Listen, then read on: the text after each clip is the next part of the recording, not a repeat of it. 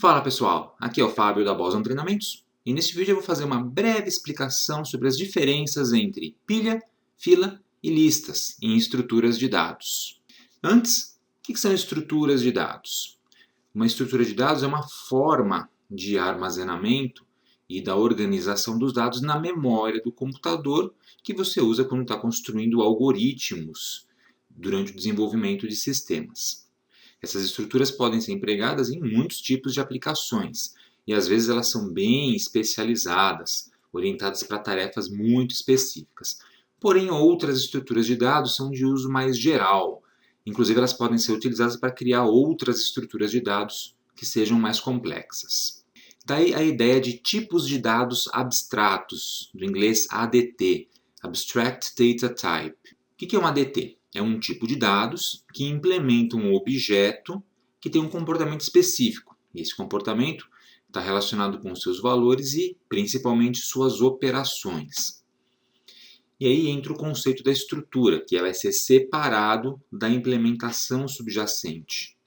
Ou seja, o que importa é o que esse tipo faz, mas não como esse tipo faz o que ele faz.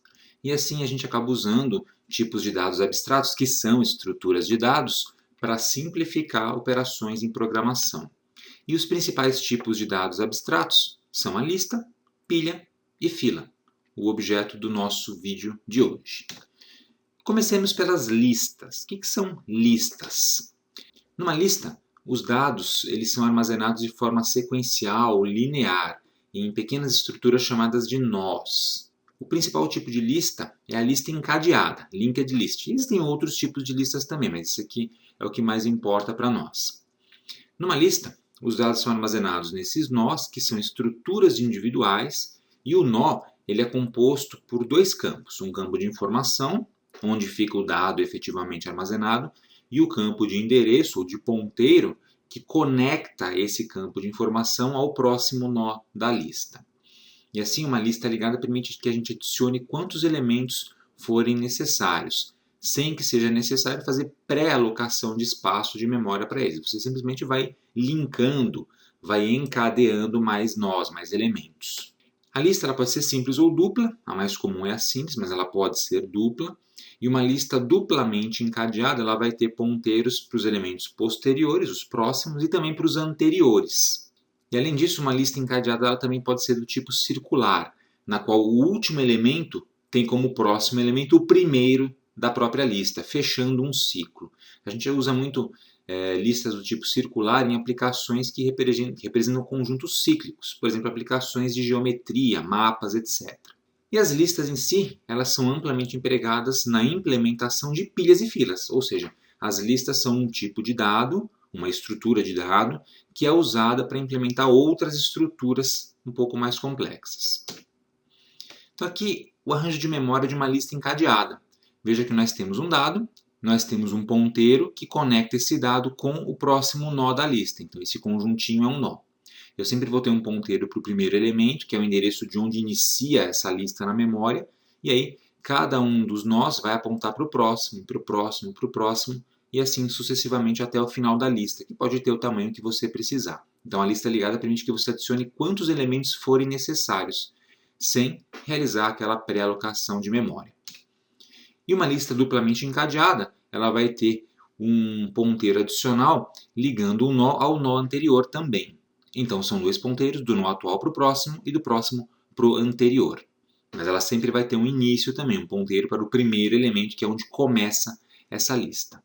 E na prática a gente pode adicionar itens dos dois lados da lista, por isso que eu tenho esses dois ponteiros nas duas pontas. Então isso é uma lista duplamente encadeada.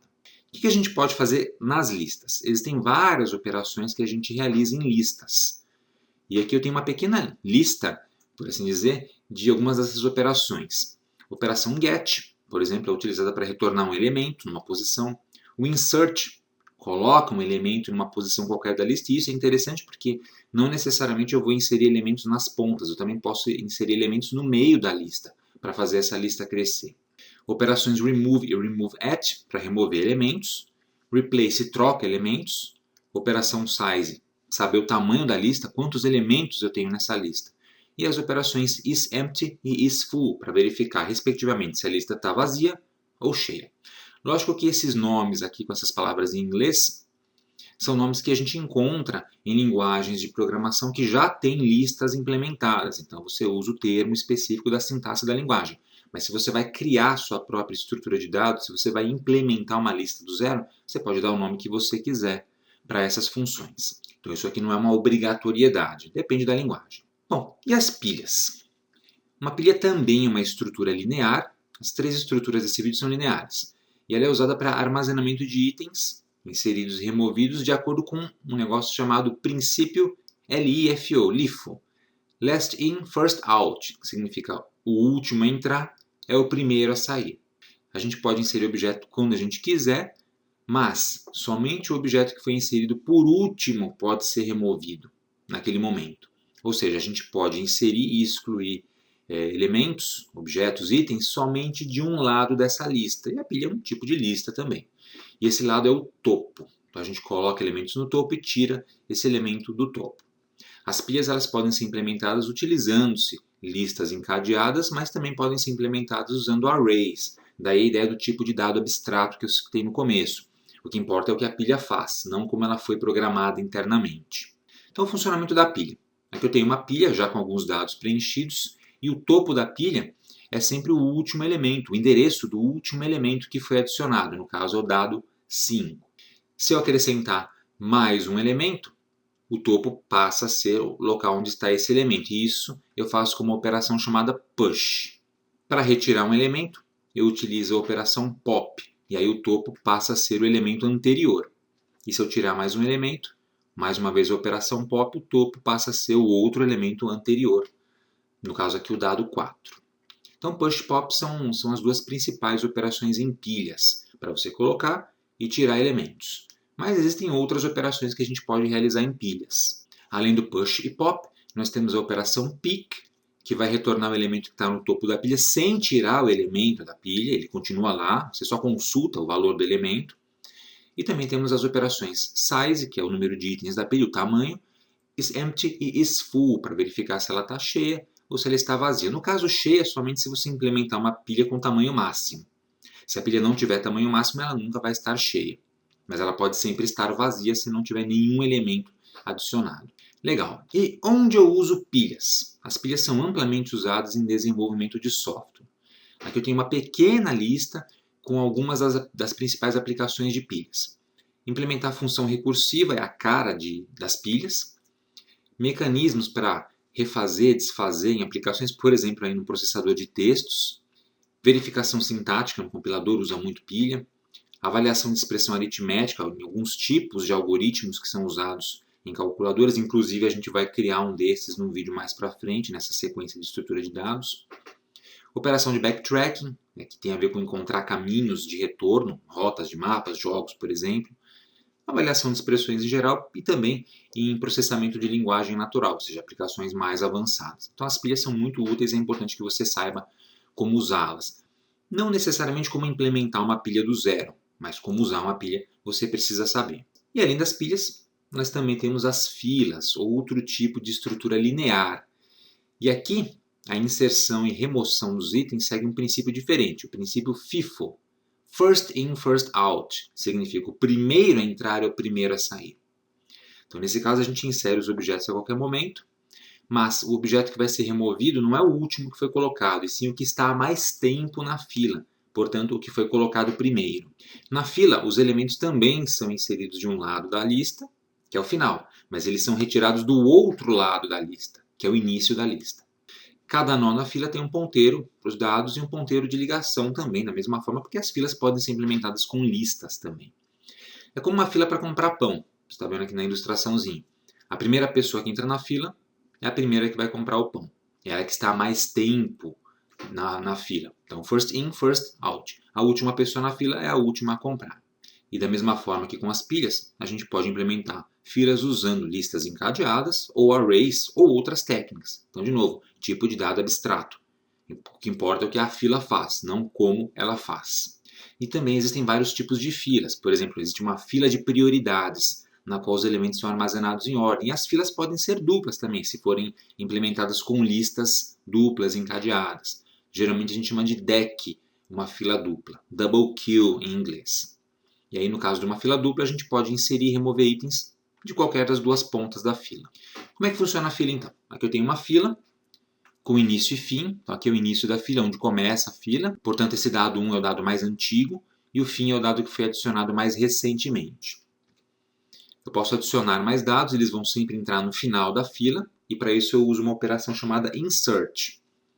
E posso retirar um dado usando a operação remove, e nesse caso o dado sempre é retirado do início da fila, fazendo com que a fila diminua de tamanho.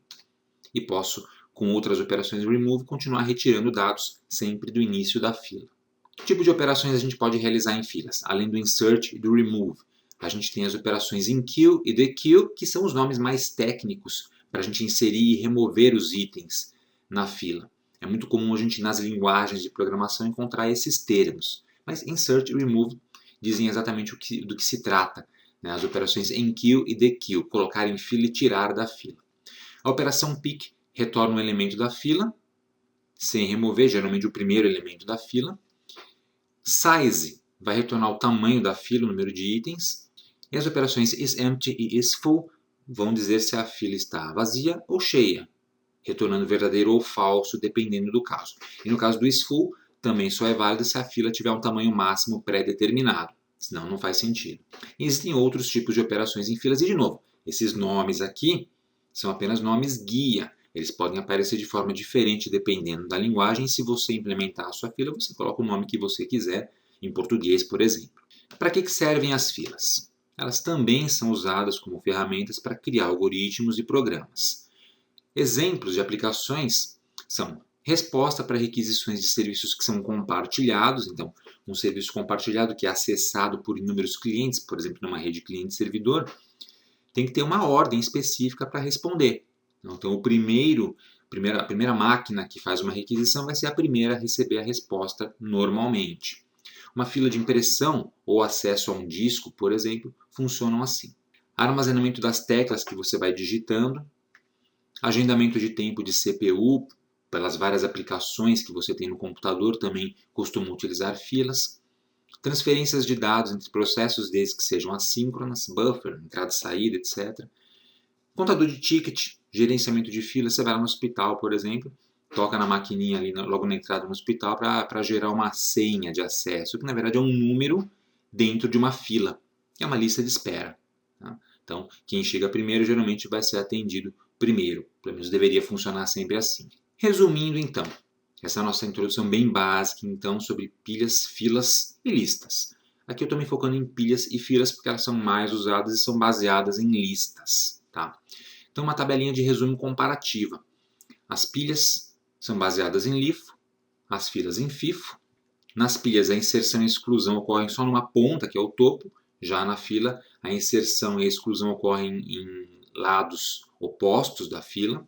As operações de inserção e exclusão são chamadas de push e pop nas pilhas, e geralmente enqueue e dequeue em filas, ou insert e remove. Na pilha, a gente usa um ponteiro para acessar a lista, apontando sempre para o topo. Na fila, a gente sempre vai precisar de dois ponteiros, um para apontar para o primeiro elemento e um para o último.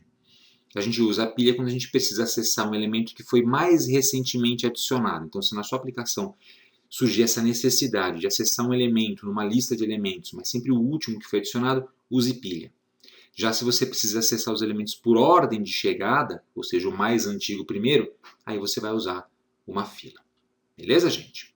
No próximo vídeo eu quero falar um pouco sobre implementação de listas usando linguagens de programação, para a gente começar a ficar um pouquinho mais técnico. E eu espero que vocês tenham conseguido ter um panorama geral do que são as pilhas, as filas e a relação dessas estruturas de dados com as listas. E deixa aqui embaixo nos comentários do vídeo o que vocês querem ver mais nessa lista de estruturas de dados aqui do canal. A gente tem muita coisa para falar a respeito e possivelmente eu devo mostrar a implementação de algoritmos também usando alguma linguagem de programação, como eu devo fazer com as listas no próximo vídeo. Então deixa aqui embaixo nos comentários o que vocês acham, o que vocês querem ver em estruturas de dados, o que vocês têm mais dificuldade aí na sua faculdade, na sua escola. Então é isso aí, pessoal. Espero que vocês tenham gostado desse vídeo. Aproveitem para se inscrever aqui no canal da Boston Treinamento, se vocês não forem inscritos ainda. E se já forem inscritos, Cliquem no sininho aqui embaixo para ativar as notificações e assim serem avisados quando tivermos conteúdo novo postado aqui no canal. E se você quiser contribuir com a Boston Treinamentos, torne-se membro do nosso clube de canais. Temos o link aqui embaixo na descrição do vídeo e também o botão Seja Membro do YouTube com as instruções. E não deixe de acessar o nosso website www.bostontreinamentos.com.br, além de nos seguir nas redes sociais, que estão aparecendo aqui em cima. Obrigado e até a próxima!